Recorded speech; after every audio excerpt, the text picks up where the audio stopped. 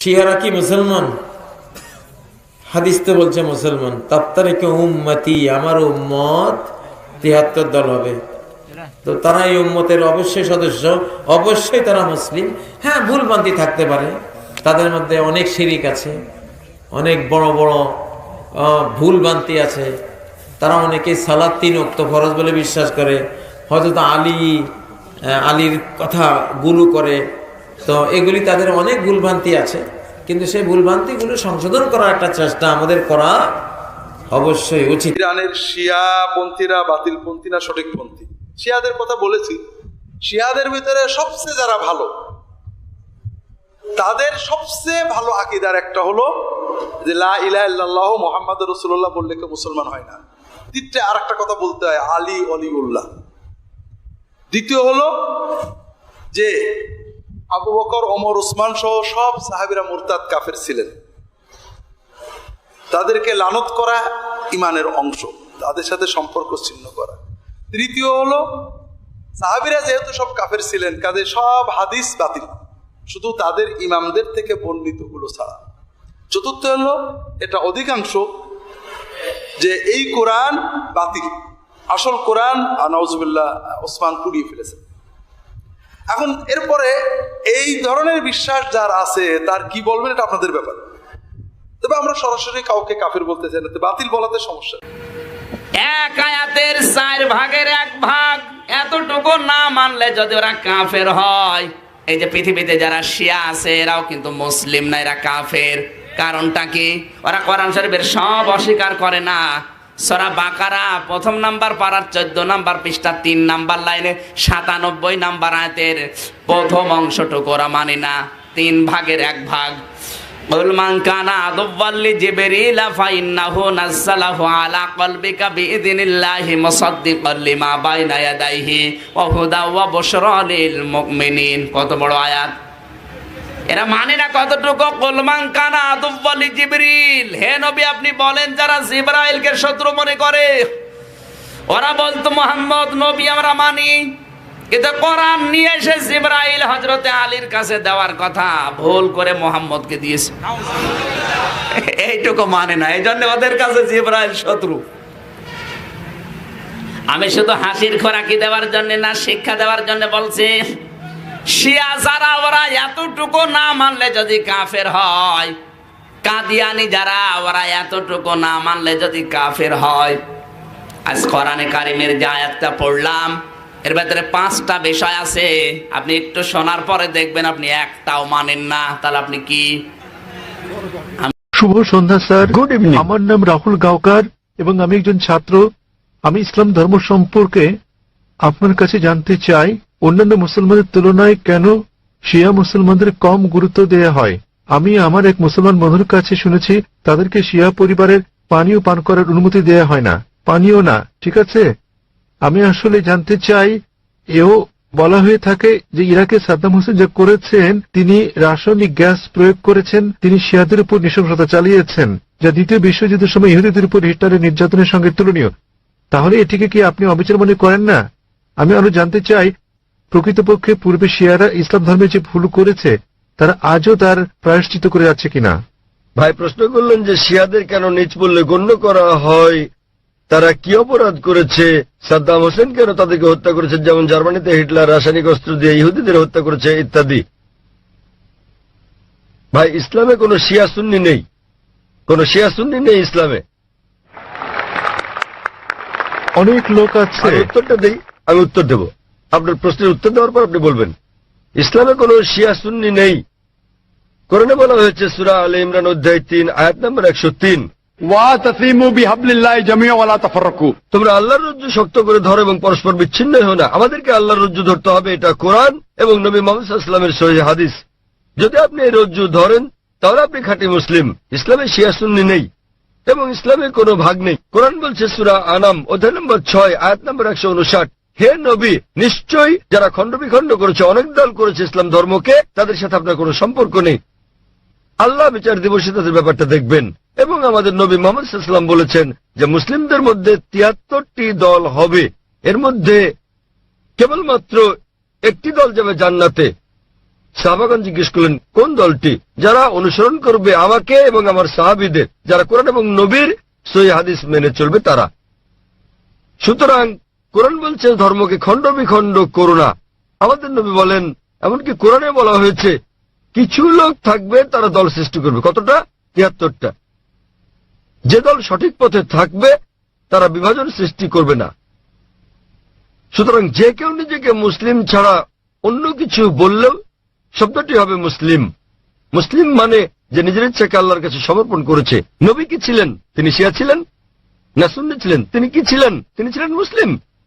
এবং এর আগে আমি বোনকে যে জবাব দিয়েছি তাতে ছিল সূরা আলে ইমরান অধ্যায় ৩ আয়াত নম্বর ৬৪ বলা হয়েছে, ফাকুলু শাদু বিআন্না মুসলিমুন, সাক্ষী থাকো যে আমরা মুসলিম। বিচার করার জন্য আপনি কি করবেন মুসলিমরা ঠিক না ভুল পথে চলছে? আপনি দেখবেন কোরআন।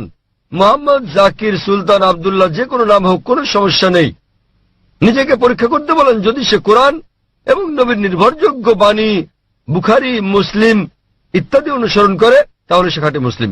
যদি সে নবীর প্রকৃত শিক্ষার বাইরে যায়, বুখারী, মুসলিম এবং অন্যান্য সহিহ হাদিসের বাইরে যায় এবং কোরআনের বিপক্ষে যায়, তাহলে সে প্রকৃত মুসলিম নয়। প্রকৃত মুসলিম হচ্ছে সে যে মেনে চলে কোরআন এবং নবী মুহাম্মদ সাল্লাল্লাহু আলাইহি সাল্লামের যথাযথ শিক্ষা। সুতরাং এটা জানার পর নিজেকে সে যাই বলুন না কেন, যদি না মেনে চলেন কোরআন এবং নবীর সব শিক্ষা হাদিস, তাহলে সে প্রকৃত মুসলিম নয়। আপনার প্রশ্নের দ্বিতীয় অংশ, সাদ্দাম হোসেন। প্রশ্নের মধ্যে সাদ্দাম হোসেন নেই? আছে প্রশ্নের মধ্যে? হ্যাঁ, সাদ্দাম হোসেন। সাদ্দাম হোসেন শিয়াদের হত্যা করেন। ভাই, আমি জানি না তিনি শিয়াদের হত্যা করেছেন কিনা, এটা মিডিয়া বলছে। কিন্তু হোক সাদ্দাম হোসেন, হোক হিটলার, হোক জর্জ বুশ, যে কোনো নিরপরাধ মানুষকে হত্যা করে, শিয়া সুন্নি বাদ দেন, যদি সে হত্যা করে নিরপরাধ কোন হিন্দু, নিরপরাধ খ্রিস্টান, নিরপরাধ ইহুদিকে, তাহলে সেটা বড় অপরাধ। হোক না কেন সাদ্দাম হোসেন, হোক জর্জ বুশ, হোক না হিটলার, যে কোনো নিরপরাধ মানুষকে হত্যা করে, হোক সে মুসলিম বা অমুসলিম, হোক না কোনো হিন্দু বা খ্রিস্টান কিংবা ইহুদি, যদি কেউ কোনো নিরপরাধ মানুষকে হত্যা করে, সেটা হচ্ছে একটা পাপ কাজ, এটা নিষিদ্ধ। কারো সাফাই করতে আমি এখানে আসিনি। তাতে হোক তার নাম জর্জ বুশ, হিটলার, সুলতান, আব্দুল্লাহ, টম, ডিক, হ্যারি বা যে কেউ, যে কোনো নির্দোষ মানুষকে হত্যা করা সবার জন্য নিষিদ্ধ। আশা করি উত্তরটা পেয়েছেন। স্যার, তার মানে আপনি বলতে চান আমাদের শিয়া, সুন্নি কিংবা বহরি মুসলিমে বিশ্বাস করা উচিত নয়? আমি তা বলছি না। কোরআন কোন শিয়া সুন্নি নেই কোরআনে। কোরআনে মানে কোনো স্যার, বহরি নেই। এখানে অনেক মসজিদ আছে, অনেক মসজিদ। তাহলে আপনি তাদেরকে বলেন, তাদের জিজ্ঞেস করেন শিয়া কথাটা কোথায় আছে কোরআনে, তাকে জিজ্ঞেস করেন বহরি কোথায় আছে কোরআনে। স্যার, এটা আমার কলেজ বান্দ্রায় স্যার আমি অধ্যয়ন করছি। সুতরাং তারা মেনে চলছে না। আপনাকে যা করতে হবে তা হচ্ছে তাদের জিজ্ঞেস করেন তারা কি মুহাম্মদ সাল্লাল্লাহু আলাইহি সাল্লামের শিক্ষা অনুসরণ করে চলছে, তারা কি আল্লাহ সুবহানাহু ওয়া তাআলার শিক্ষা অনুসরণ করছে। আল্লাহ কোরআনে বলেছেন সূরা আনাম অধ্যায় নম্বর 6 আয়াত নম্বর 159, যারা সৃষ্টি করেছে বিভক্তি ইসলাম ধর্মে, তাদেরকে আপনার কিছু করার নেই। ইসলাম ধর্মে বিভক্তি সৃষ্টি করা এটা হচ্ছে হারাম। তো ভালো মুসলমান হতে হলে আপনাকে আল্লাহর রজ্জু শক্ত করে ধরতে হবে, এটা বলা আছে কোরআনে। সুতরাং কাউকে আব্দুল্লাহ, সুলতান এরকম নামে ডাকলেই সে জান্নাতে যেতে পারবে না, বরং সেজন্য স্রষ্টা সর্বশক্তিমান আল্লাহর নির্দেশ পালন এবং নবী মুহাম্মদ সাল্লাল্লাহু আলাইহি সাল্লামের শিক্ষা অনুসরণ করতে হবে। ভাই, আপনাকে একটা প্রশ্ন করি, একটা প্রশ্ন। আপনি শিয়া সুন্নি নিয়ে খুবই উদ্বিগ্ন, জানতে চাচ্ছি সেটা কেন? স্যার, অনেক কিছু আমার বন্ধুরা। না, আপনি কি ইসলাম কবুল করতে চান? তারপরে কোন দলে যাবেন ভাবছেন? স্যার, আমি জিজ্ঞেস করছি, জি, আপনি কি ইসলাম কবুল করতে চান আর ভাবছেন শিয়া না সুন্নিতে যোগ দেবেন? তাই স্যার, না আমি ইসলাম কবুল করতে চাচ্ছেন না। স্যার, এখানে অনেক ধর্ম আছে, ইসলাম ধর্মের অনেক ভাগ আছে। কোন বিভক্তি নেই ইসলামে। ইসলামে কেবল একটি শব্দ আছে, মুসলিম। আপনাকে যে যাই বলুক, আপনাকে তারা বলেনি যে কোরআন বলেছে। আমি আপনাকে রেফারেন্স দিচ্ছি। লোকটি আমাকে বলেছে তিনি সুন্নি, তিনি আমাকে বলেন তাকে সুন্নি হতে দিন, শিয়া হতে দিন, বহরি হতে দিন, যে কোনোটা। তাকে বলুন কোরআন বলছে বিভক্তি সৃষ্টি করো না। অধ্যায় নম্বর 6 লিখে রাখুন আপনি। এর অর্থ 6। স্যার, এর অর্থ এগুলো সব হতাশাজনক। তিনি কোরআন মেনে চলছেন না। কোরআন বলছে সূরা আনাম অধ্যায় 6 আয়াত নম্বর 159, আপনি নোট করে রাখুন যে ডক্টর জাকির নায়েক বলেছেন সূরা আনাম অধ্যায় 6 আয়াত 159 আছে বিভক্তি সৃষ্টি করো না তোমরা। আপনাকে যা করতে হবে, নিজেকে ঈশ্বরের কাছে সমর্পণ করতে হবে আপনার। এখন আমি জানতে চাই, আপনি কি নিজেকে ঈশ্বরের কাছে সমর্পণ করতে চান? ভাই, নিজেকে ঈশ্বরের কাছে সমর্পণ করতে চান আপনি? স্যার, আমি ইসলামকে শ্রদ্ধা করি, আমি ইসলামে বিশ্বাস করি। আপনি ইসলামকে শ্রদ্ধা করেন, আপনি কি এক ঈশ্বরে বিশ্বাস করেন? হ্যাঁ। এক ঈশ্বরে বিশ্বাস করেন আপনি? জি স্যার, আমি ঈশ্বরে বিশ্বাস করি। মূর্তি পূজা করা ঠিক নয়? হ্যাঁ। আপনি কি বিশ্বাস করেন ঈশ্বরের কোনো প্রতিমা নেই? ঈশ্বরের কোনো প্রতিমা নেই। আপনি কি তা বিশ্বাস করেন? আমি জানি না স্যার। আপনি কি প্রতিমা পূজায় বিশ্বাসী? হ্যাঁ হ্যাঁ। আপনি কি প্রতিমা পূজায় বিশ্বাস করেন? কি বললেন? প্রতিমা পূজা ঠিক না ভুল? মানে ঈশ্বর? না। আপনি কি বিশ্বাস করেন প্রতিমা পূজা করা ঠিক না ভুল? হ্যাঁ। এটা ঠিক না ভুল? এটি ঠিক স্যার। প্রতিমা পূজা করা, কিন্তু এটা তো বেদের বিপরীত। আপনাদের বেদ বলছে তোমরা এক ঈশ্বর ছাড়া কারো উপাসনা করবে না। এটা উল্লেখ আছে আপনাদের যজুর্বেদে অধ্যায় 32 অনুচ্ছেদ 3, শ্বেতার উপনিষদ অধ্যায় 4 অনুচ্ছেদ 19। न तस्य प्रतिमा अस्ति। মহান ঈশ্বরের কোনো পুতুল নেই, কোনো আকৃতি নেই, কোনো ফটোগ্রাফ নেই, কোনো ছবি নেই, কোনো প্রতিমা নেই, কোনো ভাস্কর্য নেই, কোনো মূর্তি নেই। আমি আপনাকে জিজ্ঞেস করছি, যখন আপনাদের বেদ বলছে ঈশ্বরের কোনো আকৃতি নেই, কোনো মূর্তি নেই, কোনো প্রতিমা নেই, এরপরও কি আপনি প্রতিমা পূজা বিশ্বাস করেন? জি স্যার। শিয়া সুন্নি বাদ দেন, আপনাকে জিজ্ঞেস করছি, আপনি কি বেদ মানেন? স্যার। অনুসরণ করছেন কি না? ধর্ম মানেন কি না? স্যার, কারণ আমি এই ধর্মের স্যার। ঠিক, তাই আমি বলছি যে এটা আমার ভুল নয় স্যার, আমি এই ধর্মের মধ্যে জন্ম নিয়েছি স্যার। আমি জিজ্ঞেস করছি যে অধ্যয়ন করা আপনার কর্তব্য কিনা। সে কারণে আমি এই বিষয়টি অনুসন্ধান তাই আমি করছি। আপনাকে বলছি ভাই, আপনাদের ধর্মগ্রন্থ বেদে আছে, যজুর্বেদ অধ্যায় 32 অনুচ্ছেদ 3, শ্বেতার উপনিষদ অধ্যায় 4 অনুচ্ছেদ 19। এটা বলছে न तस्य प्रतिमा अस्ति। এটা একটা সংস্কৃত উদ্ধৃতি। এর মানে সর্বশক্তিমান ঈশ্বরের কোনো প্রতিমা নেই, কোনো আকৃতি নেই, কোনো আলোকচিত্র নেই, কোনো ছবি নেই, কোনো ভাস্কর্য নেই, কোনো প্রতিমূর্তি নেই, কোনো পুতুল নেই। যদি আপনার ধর্মগ্রন্থ বলে সর্বশক্তিমান ঈশ্বরের প্রতিমা নেই, তাহলে কি প্রতিমা পূজা করা ঠিক না ভুল? ঠিক না ভুল? ঠিক বেঠিক ঠিক করার মতো এত বড় ব্যক্তি আমি নই স্যার। না না, আপনার ধর্মগ্রন্থ বলছে ঈশ্বরের কোনো আকৃতি নেই, কোনো প্রতিমা নেই, কোনো মূর্তি নেই, কোনো ছবি নেই, তথাপি ঈশ্বরের মূর্তি করা ঠিক না ভুল? কেন আমার পূর্ববর্তী ব্যক্তিগণ মানে আমার পূর্বসূরীরা কেন এই কাজ করেছে স্যার? স্যার, আমি তাদের দোষ দিতে পারি না। আমার পূর্বসূরীরা, আমার পূর্বে হিন্দু ধর্মের লোকের এটা করেছে স্যার। স্যার, আমি তাদের দোষ দিতে আমি পারি না। হিন্দুদের প্রশ্ন করছি না, আমি আপনাকে জিজ্ঞেস করছি, আপনার ধর্মগ্রন্থ, আপনার ধর্মের সবচেয়ে গ্রহণযোগ্য গ্রন্থ কোনটি? আপনি জানেন না? কি আপনি স্যার? কি জানেন আপনার ধর্মের সর্বশ্রেষ্ঠ গ্রন্থ কোনটি? স্যার এটা মানে হচ্ছে বেদ। হ্যাঁ, তাহলে আপনি দেখেন আমার ভিডিও ক্যাসেট ইসলাম ও হিন্দু ধর্মের সাদৃশ্য সমূহ। আমি অনুরোধ করছি ভলান্টিয়ারদের তাকে একটা ইসলাম ও হিন্দু ধর্মের সাদৃশ্য নামে ডিভিডি দেওয়ার জন্য। আপনার কোনো প্রশ্ন থাকলে আমার সঙ্গে সাক্ষাৎ করতে পারেন, ইনশাল্লাহ আপনার সন্দেহ দূর হবে। আর আমি আপনাকে অনুরোধ করব এটা পড়ুন, বুঝুন এবং সঠিক শান্তি খুঁজে নিন। স্যার, শেষ কথা আমি আপনাকে জিজ্ঞেস করতে চাই স্যার, মানে আমাদেরকে এসব বিশ্বাস করলে হবে না যে ইসলামে অনেক বিভক্তি আছে, যেমন শিয়া সুন্নি, এগুলো আমাদের বিশ্বাস করা উচিত নয়, আমাদের কেবল কোরআনে বিশ্বাস করা উচিত। কোরআন এবং নবীর সহিহ হাদিস ব্যাস।